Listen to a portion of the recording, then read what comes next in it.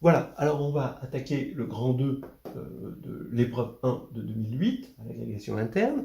Alors dans ce grand 2, on étudiait les sous-algèbres de Hand de E, donc l'algèbre des endomorphismes d'un espace vectoriel de dimension finie E sur C. Et le sur C va être important à un certain moment. Bien. On étudiait plus précisément les sous-algèbres irréductibles, c'est-à-dire qu'ils ne laissent stable que E et le sous-espace trivial nul. On montrait que dans le cas complexe, ces sous-algèbres, forcément, c'était Hand de E. Voilà. Donc, voilà la stratégie. La preuve est agréable, elle est bien structurée et elle fait une jolie partie. Et on va regarder ça. La première question est extrêmement classique et on la retrouve dans beaucoup de problèmes, que ce soit à l'agrégation interne comme externe. Si deux endomorphismes commutent, tout sous-espace propre de l'un est stable par l'autre. Bon, alors on ne va pas faire deux fois la même preuve. On va dire, quitte à échanger le rôle de U et V, on va montrer que tout sous-espace propre de U est stable par V. Donc soit E lambda, le sous-espace propre pour la valeur propre lambda. Il faut montrer que si x appartient à E lambda, alors V de x appartient à E lambda aussi. Et donc, il suffit de montrer, on vérifie ça, que U de V de x est égal à lambda V de x, et on l'obtient avec une commutation comme ceci, et en sortant, donc U de x, ça fait lambda x, et donc on peut sortir le lambda, ce qui nous donne ça. Donc V de x appartient à E lambda, et c'est terminé. Donc ça, c'est quelque chose d'assez classique, assez simple. Alors maintenant, deuxièmement, on a x, une partie de Hand de E, qui est irréductible. Alors, d'abord, c'est juste une partie, d'accord, c'est juste un ensemble, il n'a pas de structure, mais la partie est irréductible, ça veut dire que si on a un sous-espace de E qui vérifie U de F est inclus dans F, quel que soit U dans X, alors F est forcément soit 0, soit E. Voilà, c'est ça la définition de irréductible. Et il faut montrer qu'un élément commute avec tout U de X, si et seulement si il est scalaire. Alors la preuve, elle doit être faite proprement. D'abord, le sens facile. Si V est scalaire, alors forcément un scalaire commute avec tout endomorphisme, donc en particulier avec tout U de X. Bon, voilà, c'est dit, il fallait le dire. Et maintenant, l'application, un peu plus compliquée. Si V commute avec tout U de X, il faut montrer que V est scalaire. Alors, on va dégainer une racine de qui V, donc le polynôme caractéristique de V.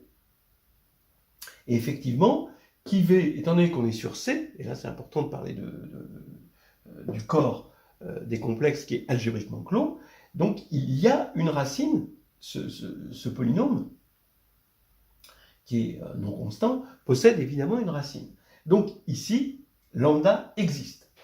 Et ça, je pense que pas mal de gens ont dû oublier, parce que beaucoup de gens pensent que un sous-espace propre, c'est acquis de droit. Non, un sous-espace propre, c'est pas acquis de droit. Dans R, il n'y a pas de sous-espace propre. Pour, par exemple, 0, 1, moins 1, 0, dont le polynôme caractéristique, c'est x2 plus 1. Bien. Donc on va regarder le sous-espace propre E lambda, mais cette fois-ci pour V, d'accord ? Il est non nul, puisque c'est un sous-espace propre, parce que lambda est une valeur propre, et il est stable par tout U de x, d'après 1, parce que tout U de x commute avec V par hypothèse. Voilà.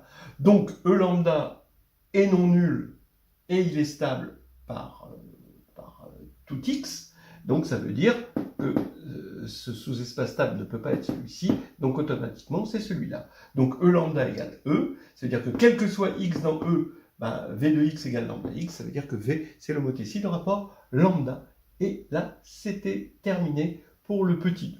Maintenant, troisièmement, un peu de dualité. Voilà, on va se faire plaisir avec la dualité. Ici, vous avez A une sous-algèbre irréductible de Hant de E, et il faut montrer que A transposé, donc qu'est-ce que c'est A transposé? C'est l'ensemble des U transposés. Alors U transposé, c'est des endomorphismes du dual, E étoile, où U parcourt A, et il faut montrer que c'est une sous-algèbre irréductible de Hant E étoile. Le plus simple, on peut le faire hein, de façon en regardant les axiomes des sous-algèbres, hein, mais on peut le faire aussi comme ça. J'appelle grand T l'application de Hant de E dans Hant de E étoile qui a U associe la transposée de U, d'accord? Donc ça c'est bien défini. Et c'est connu, c'est au programme, etc. Et on peut affirmer que c'est un endomorphisme d'espace vectoriel. Même un isomorphisme hein, d'espace vectoriel. Bien. Alors, maintenant de plus, on sait que la transposée de U rond V, c'est la transposée de V rond la transposée de U. Donc, globalement, ça veut dire que grand T transforme une sous-algèbre en une sous-algèbre. Voilà. Donc on a bien une sous-algèbre, et ça c'était la première chose à faire. Il ne faut pas oublier, quand on dit sous-algèbre irréductible, c'est pas partie irréductible, c'est sous-algèbre irréductible. Maintenant, il faut montrer que c'est irréductible. Alors, il faut prendre un sous-espace phi de E étoile, il faut supposer qu'il est stable par A transposé, et il faut montrer que phi, c'est forcément soit 0, soit E étoile tout entier. Alors, regardez, je vais montrer que, à partir de phi, je vais montrer que si f, c'est l'anté-orthogonale, ou on peut dire aussi l'orthogonale, de phi, donc f est un sous-espace finalement de E, alors f va être stable par A, cette fois-ci. Alors ce que je vais montrer, c'est que si phi est stable par A transposé, alors l'anté-orthogonale est stable par A.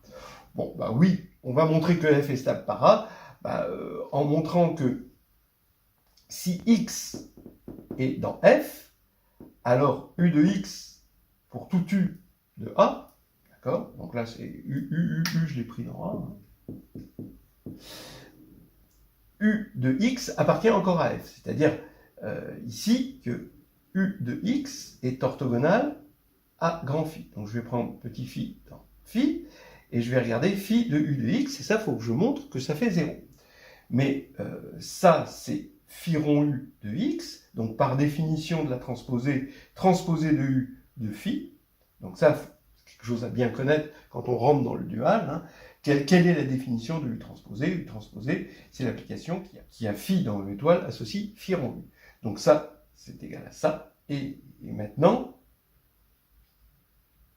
comme ça, c'est dans phi, parce que, tout simplement parce que grand phi est stable par U transposé, d'accord? Parce que U transposé est là-dedans, et que x est dans f, et bien là, ça va faire 0.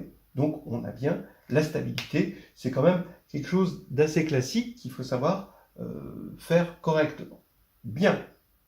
Conclusion, phi orthogonal, ou anti-orthogonal si vous préférez, est stable par A, qui est une sous-algèbre irréductible, donc c'est soit 0, soit E, et donc phi, qui est l'orthogonale, ça va être de f, ça va être soit l'orthogonale de 0, soit l'orthogonale de E. Dans le premier cas, l'orthogonale de 0, c'est E étoile, dans le deuxième cas, l'orthogonale de E, c'est 0. Et donc, dans tous les cas, on a montré que A transposé était une sous-algèbre irréductible, puisque on a démontré l'irréductibilité ici. Voilà, on va continuer sur cette partie 2. Alors, quatrièmement, on prend x non nul dans E, et il faut préciser le sous-espace AX. Je ne sais pas exactement, en fait, ce qui était dit, préciser à quoi est égal le sous-espace vectoriel AX de E. Donc déjà, ils disent que c'est un sous-espace vectoriel, ce qui n'est pas tout à fait évident. Mais bon, est-ce qu'il faut le montrer à partir du moment où ils le disent? Bon. Alors, AX est égal à, par définition, c'est l'ensemble des U de X quand U parcourt A. Je vous rappelle que A, c'est une sous-algèbre irréductible de Hant de E, donc ça a bien un sens. Donc ça, c'est dans E. Alors, Pourquoi c'est un sous-espace vectoriel de E, déjà? Bon, moi je préfère quand même le montrer, même s'il l'affirme. Regardez, vous avez un morphisme qui va de A dans AX, c'est le morphisme d'évaluation en X. Le morphisme d'évaluation en X, vous avez le droit d'en parler, et c'est l'application qui a U donne U de X. Hein, U est un endomorphisme, et U de X est bien dans E.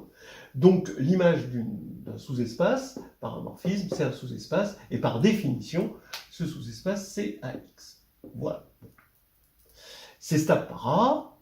Bon, alors ça c'est important, parce que si on prend un élément de AX, donc il est de la forme U de X, et qu'on le passe par V, avec V dans A, hein, ça c'est dans A, alors V de U de X, c'est V rond U de X, mais V rond U, ça appartient à A, parce que A est une algèbre, donc stable par la loi rond, et donc ça reste dans AX. D'accord ?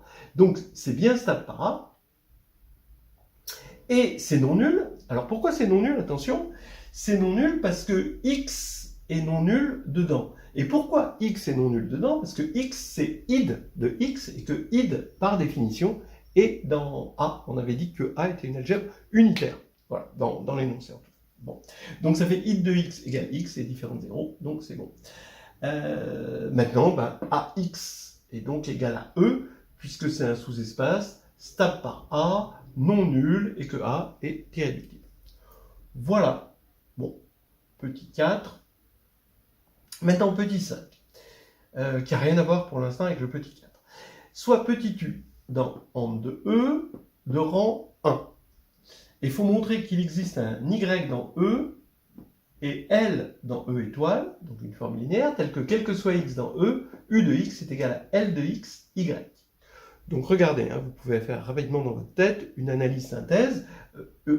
L de X, Y, ça, c'est bien un endomorphisme. Donc l'application qui a X hein, donne L de X, Y, L est fixé, Y est fixé, L dans E étoile et Y dans E, c'est bien un endomorphisme de rang 1, hein, de rang 2, si Y est non nul, évidemment.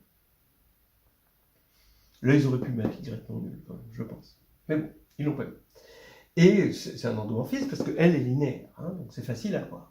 Que U est linéaire et va bien de E dans E, c'est clair. Bien. Maintenant, réciproquement. Hein. Alors, si le rang de U est 1, ça veut dire que in de U, c'est une droite, donc engendrée par Y, et c'est pas mauvais de préciser que Y est non nul, même si l'énoncé ne le précisait pas. Et donc, quel que soit X, U de X est proportionnel à Y par définition, et cette constante de proportionnalité, on va l'appeler L de X. Pour l'instant, L est juste une application de E dans C, dans le corps. D'accord ? Donc pour l'instant, L, ça va de E dans C, hein, qui nous donne cette constante. Maintenant, il suffit de montrer que L est linéaire. Donc regardez, bah, je vais regarder L de alpha x plus alpha prime x prime, et je veux montrer que c'est que c'est alpha L de x plus alpha prime L de x prime, mais je vais multiplier ici par y, voilà. Et donc ça, par définition, c'est U de alpha x plus alpha prime x prime. Comme U est linéaire, ben c'est ça. Et puis là, maintenant, ben, j'utilise le fait que l'écriture comme ça de U de x pour écrire cela.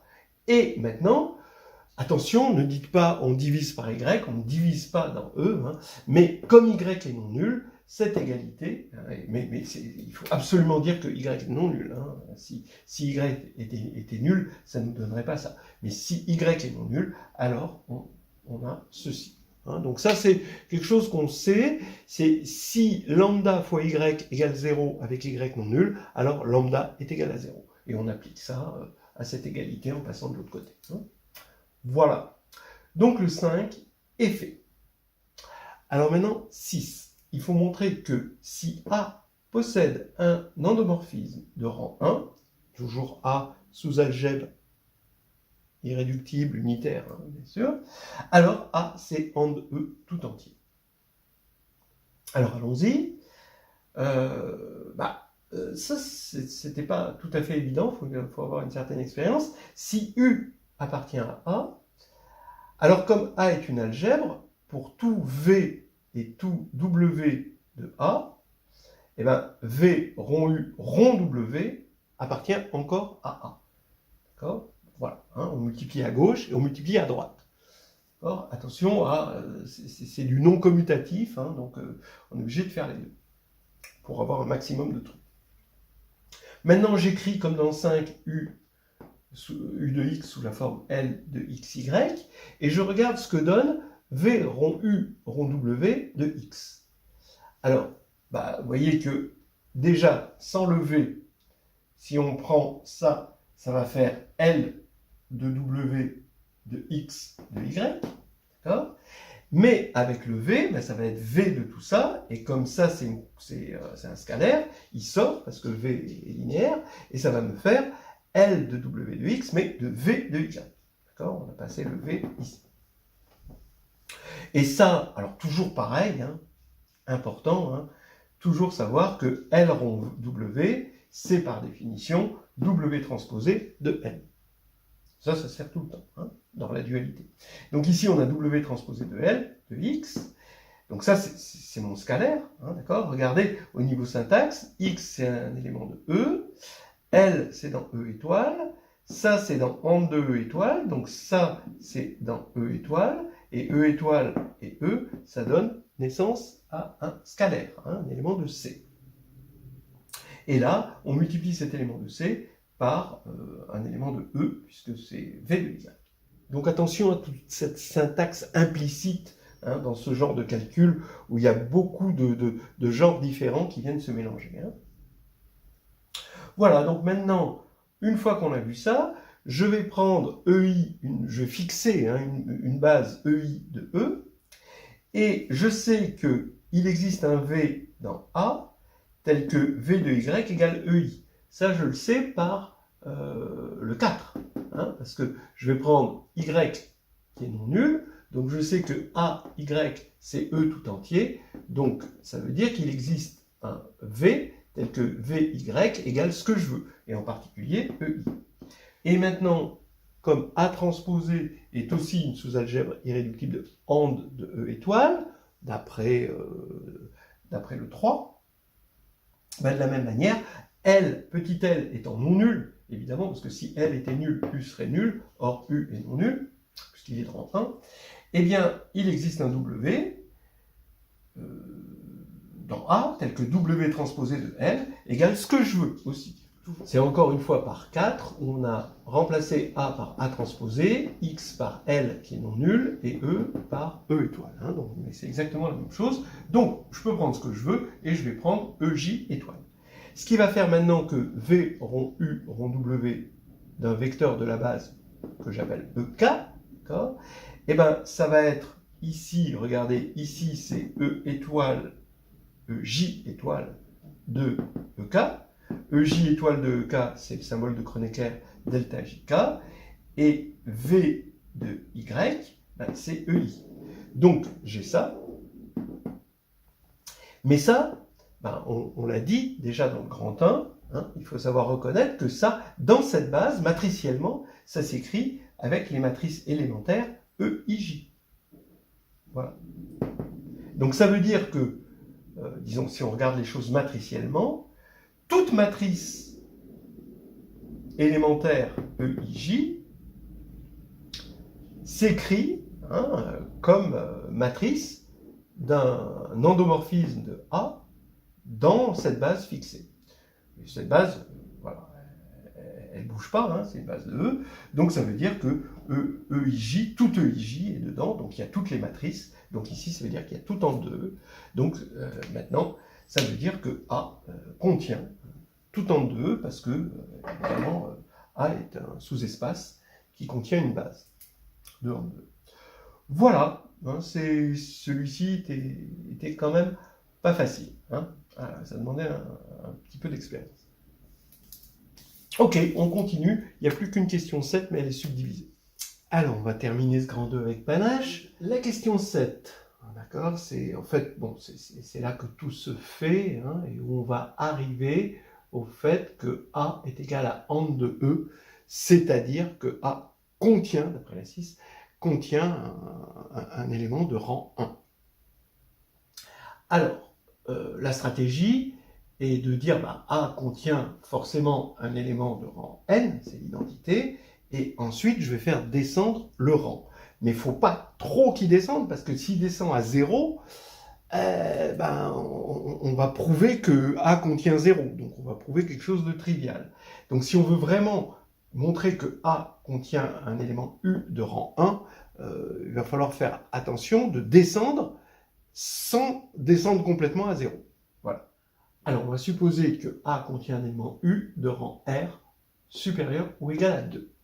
Et on va montrer qu'il va posséder alors un élément U' de rang strictement inférieur à R, mais non nul.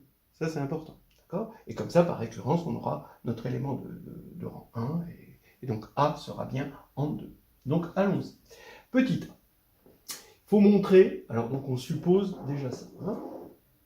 Il faut montrer qu'il existe xy dans E et un v dans A, tel que U de x, U de y est une partie libre, et V de U de X est égal à Y. Bon, alors ça c'est pas difficile, puisque le rang est supérieur ou égal à 2, ça veut dire que la dimension de im de U est supérieure ou égale à 2, donc il y a au moins une partie libre de taille 2 dans im de U, donc de la forme U de X, U de Y, puisqu'on est dans im de U. Donc il existe X et Y tel que U de X, U de Y est libre. Alors forcément, U de X est non nul, j'aurais dû mettre U de X ici. Et donc, d'après la question 4, il existe un V dans A, tel que V U de X est égal à Y. Parce qu'on sait que A U de X, comme U de X est non nul, forcément c'est E tout entier. D'accord ? Donc, on a ça. Voilà. Donc, pas de problème là-dessus. Petit b. Il faut montrer qu'il existe un lambda dans C tel que UV moins lambda id restreint à U de E et ni injective ni nulle. Alors il faut faire attention parce que ça, non injectif, ça nous fait penser à ça, on restreint à ça, possède une valeur propre, lambda. Lambda est une valeur propre. Mais les valeurs propres, ça existe que pour les endomorphismes. Alors qu'ici, on a pris une restriction. Donc il faut montrer que la restriction, ici, est un endomorphisme. C'est-à-dire que U de E est stable par UV. Donc je prends UV de U de Z, donc d'un élément de U de E, ça s'écrit U de VU de Z. Donc on voit bien que quand on prend la restriction de UV à im de U, on a bien un endomorphisme de U de E, de im de U. Bon, donc ça veut dire, puisqu'on a un endomorphisme, qu'on a des valeurs propres. Mais si on n'avait pas vérifié ça, on n'aurait pas pu parler, on ne parle pas de valeurs propres d'une application linéaire. Bien. Donc maintenant, il faut rappeler que C est algébriquement clos, donc qu'il existe une valeur propre lambda à l'endomorphisme UV restreint à U de E, qui est maintenant un endomorphisme de U de E. Donc maintenant, je sais que ça, c'est mon injectif, puisque j'ai pris une valeur propre, c'est fait pour. Et il faut quand même vérifier que c'est pas nul. Mais si c'était nul, d'accord, si ça c'était nul, j'applique ça à un élément de U de E, et je vais l'appliquer à U de X. U de X est bien dans U de E, et je vais appliquer ça, et j'aurai 0. Donc j'aurai UV de U de X, moins lambda id de U de X, égale 0. Mais, regardez, ça veut dire U de Y, parce que ça c'est Y, ça, moins lambda U de X égale 0. Or, U de Y et U de X forment une partie libre, donc c'est pas possible. Donc par l'absurde, on a montré que c'était non nul. Voilà, donc on a montré le petit b, ni injectif, ni nul. Maintenant, il faut montrer que U' va faire le job. C'est-à-dire que U' va bien être non nul et de rang strictement inférieur à R. Alors, oui, parce que là maintenant, c'est juste la formule du rang. D'abord, il est non nul. Bon, ça, on a dit qu'il était non nul. Et il est de rang strictement inférieur à R parce que quand on va regarder im de u', d'accord, alors ça c'est u', hein. C'est uv moins lambdaïde u' rond u. Voilà, d'accord. Donc, im de u', c'est im de ça restreint à u de e, puisqu'il y a le rond u. Voilà. On a besoin qu'une inclusion. Mais en fait, on a l'égalité. Mais on a besoin que d'une inclusion qui est évidente. Donc maintenant, le rang ici,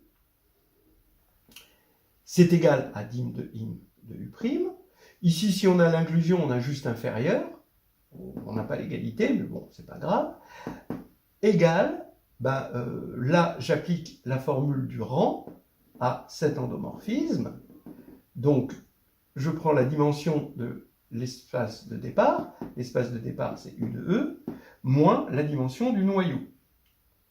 Mais cette dimension-là, par définition, c'est R. Et la dimension du noyau, comme c'est non injectif, c'est strictement supérieur à 1. Donc ici, c'est strictement inférieur à R. Voilà. Donc on a trouvé notre U', et là, c'est terminé. On ne va pas faire tout le problème, on va s'arrêter au grand 2. Je vais parler un petit peu du problème, et je vais aussi donner un contre-exemple au grand 2, et ce sera notre épilogue et notre conclusion. Oui, alors un petit contre-exemple. Alors on a vu que C algébriquement clos était une hypothèse importante dans le problème, et on va voir que la conclusion est fausse si on est sur R. Si on prend A égale l'ensemble des matrices AB moins BA comme ceci, où AB parcourt R, vous reconnaissez finalement la construction du corps justement des complexes C. Alors A est inclus dans AND de R2. Bon, alors j'assimile AND de R2 aux matrices M2 de R, ici.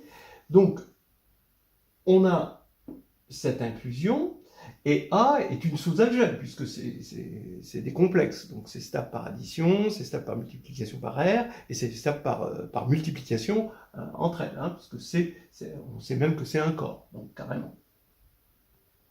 Alors maintenant, on a une sous-algèbre de M2 de R. Elle est différente de M2 de R parce que C est de dimension 2 sur R, alors que M2 de R est de dimension 4 sur R. Donc forcément, là, c'est différent. Et maintenant, si on a un sous-espace qui est stable par tout A, c'est-à-dire stable par C, c'est quoi? C'est un sous-espace de R2, que j'appelle F. Soit F, c'est 0, il est de dimension 0, soit il est de dimension 1, soit il est de dimension 2. Bon, alors donc il suffit d'éliminer la dimension 1 et on aura que A est une sous-algèbre irréductible. Alors, si F était une droite, ça voudrait dire qu'on a une droite vectorielle qui est stable par C. Mais C agit par similitude directe. D'accord? Donc, oui, ça veut dire, entre autres, que c'est une droite qui est stable par toute rotation. Ça n'existe pas. D'accord? Donc, c'est pas possible. Donc ça veut dire que F, c'est forcément soit 0, soit R2. Donc A est une sous-algèbre irréductible qui, elle, est différente de AND de R2. C'est pour ça qu'on a utilisé tout le temps que C était algébriquement clos, parce que c'était totalement nécessaire. Maintenant, pour parler du reste du problème, alors dans le grand 3, on introduisait des dérivations, dA, qui vont de Mn dans Mn, on est toujours sur C, qui a X associe à X moins XA. Et faut montrer que c'est des dérivations et que réciproquement, toute dérivation de Mn est sous cette forme. Alors ce qu'on appelle dérivation, c'est delta qui vérifie, qui est linéaire, et qui vérifie delta de Mn égale M delta N plus delta M de N. Voilà, fois N. Voilà. C'est ça ce qu'on appelle une dérivation. Il faut montrer que toute dérivation est sous cette forme. Alors ça, c'est classique dans la théorie de Lie. D'ailleurs, le problème est vraiment inspiré quand même. Il doit sortir, je pense, d'un livre un peu avec des considérations de théorie de Lie.